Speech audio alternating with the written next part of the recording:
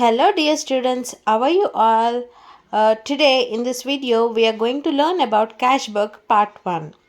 So we are going to learn meaning, types, rules, pro forma of cash book as well as methodology of posting those entries into cash book. So, welcome you all to Jayanthi's Academy of Commerce and Management. Without any delay, let's get started. Before starting, open your book and be ready to note down the points. To begin with, let's understand what is cash book. Okay, it is a book where you record only all cash transactions. Okay, cash is an asset, it deals with real account, right? So, real account rule says debit what comes in, credit what goes out. To understand better about cash book, you can take an example. So whenever you go to shop, okay, what do? You purchase certain things and you pay cash. What the shopkeeper will write? He will write in cash book or credit book. Obviously, he will write in his cash book that sales happened to him. But you will write in your cash book that purchases made by you, right? So those transactions which deals with cash is called as cash book. It records cash transactions. Okay. Next, we are going to learn about types of cash book. Usually we have three types of cash book such as single column cash book, double column cash book and triple all three column cash book. Single column cash book refers that there is only single column in the cash book, whereas double column cash book represents it as single cash column as well as discount column. In triple column we have cash column, discount column as well as bank column. Videos related to double column and triple column will be uploaded in the upcoming videos. As of now, today we are going to learn about single column cash book part 1. So next we'll go to see pro forma of single column cash book. Okay, now you can take the screenshot, open your books, copy the pro forma of single column cash book. To start with pro forma, see, you can see on the screen we have date column, particulars, LF means ledger folio, amount. This related to debit side. And another part we have again date, particulars, LF, amount which deals with credit side. In between you need to write single column cash book as a heading. Now debit side we mention all receipts and credit side payments. Why we are writing receipts and payments on the debit as well as credit side is you can see the previous clip. Real account deals with what is the rule of real account? Real account deals with assets and its rule is debit what comes in and credit what goes out. Therefore, debit side whatever we are receiving, whatever is coming in is return on the debit side, which is called as receipts. And on the credit side, whatever payments we are doing, whatever cash is going out of the business, credit what goes out, no? Yes, cash is going out through payments. That's why all payments will be written on the credit side. And you should also understand that on the debit side we write to and on the credit side we write by to start with transactions. Okay. Next we have a question. Prepare single column cash book from the following transactions. Date, particulars, amount is given. Okay. By seeing this question, we will start doing solution for it. How to post cash book entries. Clear? Before doing the problem, you need to read the entire question once, understand whether it is receipt or payment. Okay, then you have to post the entries. Take a screenshot of this presentation and keep it aside, and chalo, let's see into the solution. First, on the date 1st January 2019 commenced business with 25,000 is given. So commencing business with 25,000 is cash. Actually it is, they are starting business with cash of rupees 25,000. Just understand whether cash is coming inside the business or going outside the business. Obviously it is coming inside, so we will write on the debit side. Okay, on the receipt sides, 1st January 2019 you need to write to capital account. How cash is coming inside to the business? Through capital account. So write here to capital account 25,000 at the amount column. On 2nd January we have paid into bank 20,000. What you're doing? Understand sentence first. What you're doing? You're paying into bank. Paying, paid. Paid means it is a payment, means cash is going out of your hands. Yes. So write in the credit side. Second date, 1st month 2019 by bank account 20,000. Payment to whom you're paying? To the bank. Paid into bank. That's why you're writing bank account 20,000. On 3rd, purchased goods for cash 1200. Okay, purchased goods for cash. You are purchasing goods. Goods are coming in, but what is happening to cash? It is coming in or going out? It is going out. Okay, see in this single column or double column or triple column, understand one thing. You are preparing cash book, so you need to think about cash, whether cash is coming inside or going outside. When you are purchasing goods for cash, what is happening to cash? It is going outside, right? So that's why you will write on the credit side, on 3rd date by purchases account 1200. In question they mentioned goods, that's why you are writing here purchases. For example, their purchase specific asset is mentioned, like purchased furniture for cash, then you'll write furniture. But here only goods are mentioned, so write purchases. Okay. On 4th, sold goods for cash. So whenever you are selling goods for cash, what is happening? Sales is happening. When sales is happening, what is happening to cash?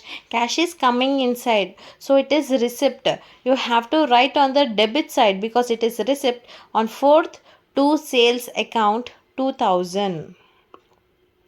Next, on 5th date, paid for stationery. You are paying for stationery. Okay, you are purchasing something. Stationery is coming in, but what is happening to cash? It is going out. So your payment. So write on the payment side of credit side, by stationery account 75 rupees. Next, on 6th, received from Ishwar. You are receiving something. What is that something? Cash. Received cash from Ishwar. So whenever you are receiving something, you will write on the debit side. 6th date, to Ishwar's account 1125 rupees. On 7th date, paid to Aditya 525. Paid. Always remember, paid means it is payment. Payment means you have to write on the credit side. Okay, by Aditya's account 525 rupees. Next, on 8th, paid for advertisements. Again it is an payment where you have to write on credit side. 8th date, by advertisements account 400. On 9th, received cash from Padma. You are receiving cash from Padma means it is receipt. Debit what comes in, right? So on 9th date, to Padma's account 1500. On 10th, purchase goods from Santosh. In bracket they given credit transaction.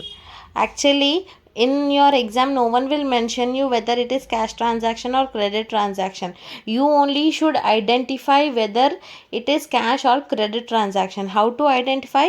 For this identification of entries, I already prepared a video which is there in the description box.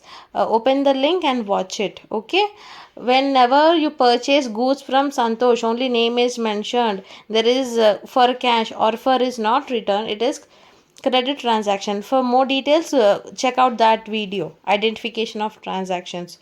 So we at present we are preparing only cash book, not credit book.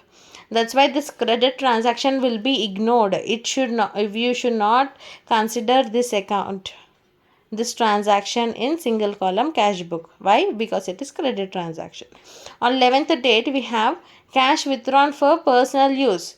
So you should remember business entity concept. Cash owner and business are treated as two different persons. So whenever owner is withdrawing his amount from the business for his personal use, it is treated to be a drawings account. So according to the business entity concept, the owner should pay back the amount to the business. Okay, that means again it is a payment. You may withdraw. Okay, business owner may withdraw his money for his personal use, but he will be liable to pay back that amount. Whenever you see personal use, that means it is drawing account. Where you should write, people make mistakes by writing on the debit side, because debit what comes in. People think that he's withdrawing, no, his money is coming in, but no, it is credit, it is payment. Why? Because he is liable to pay back the drawings amount again to the business. So write on the payment side of cash book as by drawings account 350 rupees. On 12th, salaries paid, payment on the credit side by salaries account 450. On 13th, received cash from Sandeep. You're receiving cash from Sandeep. Receipt.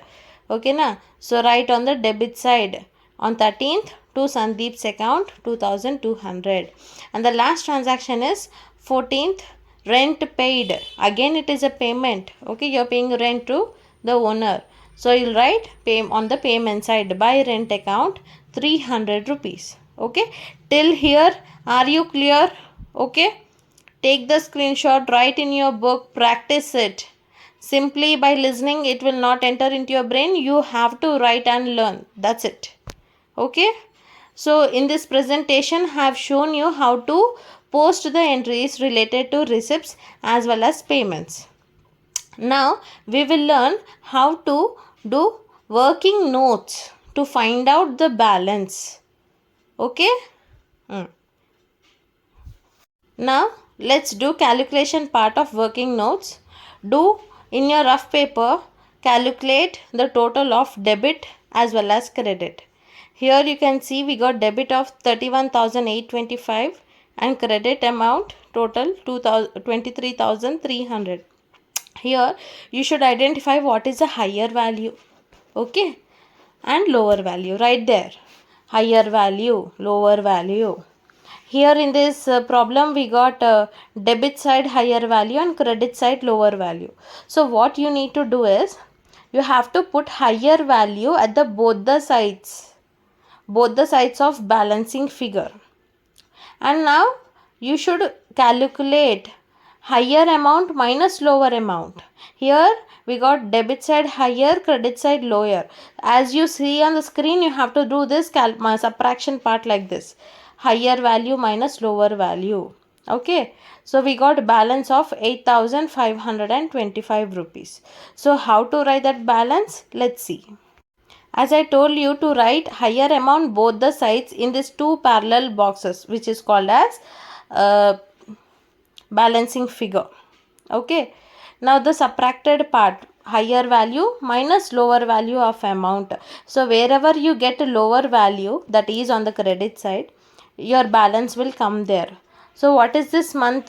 January 1st. So what is the last date of the January? 31st 2019. Right here, by balance carried down, and there you need to write the subtracted value, the balance value. Higher value minus lower value is equals to that answer which is called as balance. You need to write here 8,525 rupees, which I have highlighted here with that box. You have to, and remember one thing, cash book is prepared for every month. So here we are starting from 1st January and we are ending at 31st January. So after, what you need to do is this by balance carried down will be forwarded to next month. So after 31st January 2019, what is the date? 1st February 2019. So this same by balance carried down will become to balance brought down. The to balance brought down amount is same. This 8,525 rupees you have to bring here. Okay, with this we will finish our single column cash book balancing part, writing of balances. Is that clear? As I already told you, keep practicing. Okay, single column cash book part 2 will be uploaded in the upcoming video. Stay tuned.